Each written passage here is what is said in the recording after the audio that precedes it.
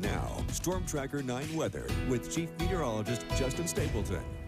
All right, there we go. Apologize for those technical difficulties there. What I was trying to say to you before we went to break was this is a shot taken just a couple of minutes ago in between the 5 and 6 o'clock newscast. This is from Brad Sloan. He's one of our directors here at the TV station. Very good photographer as well. And if you believe this, look at it. He shot this on his cell phone.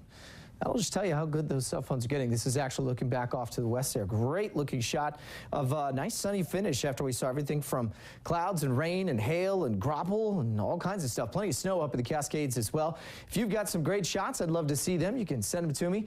Either put it on my Twitter page, the handle's there, or you can certainly hit me up on Facebook, or you can load up your own. Go to KZI.com on the weather page and click on Wix Picks. So here's what we've got as we go for the rest of the night tonight. We should be looking at most of the clouds and what few showers are still out there, slowly tapering off and diminishing. And again, the more breaks in the clouds we get as we go in towards this evening after sunset in about just under an hour, we'll likely start to cool off very quickly. We have very cold air mass moving overhead right now, what we call a trough of low pressure that's been moving through that brings in some of that colder air from the Gulf of Alaska.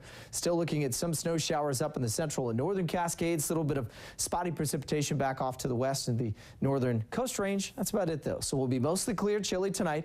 A little bit of isolated snow left over overnight up into the Cascades as we get ready to welcome in spring officially on Thursday just before 10 a.m. here on the West Coast. It will be a rainy, kind of cool start midweek, but don't fear, though. As we get into the weekend, we'll be looking at sunnier days move back. Maybe not as warm as what we saw this past weekend, but still certainly will be warmer than the highs across the states today was in the 50s. Look at that, 54 in Roseburg, 52 in Eugene, 40s as you get out to Bend and Redmond, and 45 down in Klamath Falls, around 50 out the Central Coast. Overnight tonight, we'll keep a little bit of cloud cover around, see some patchy fog early tomorrow right around sunrise, and lows at around 34 to 35 degrees. There's a little bubble of high pressure moving through for tomorrow.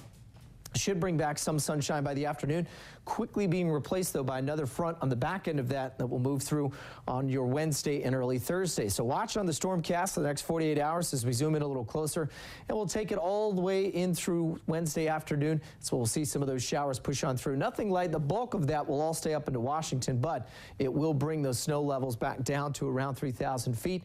And so if you're headed over the passes, you'll be dealing with maybe some light accumulation. So mid, I'd say, 50s across the Central Coast, probably partly cloudy skies, mostly sunny as you get to the South Coast. Same thing once the fog mixes out across the Umpqua. Will be in the upper 50s tomorrow.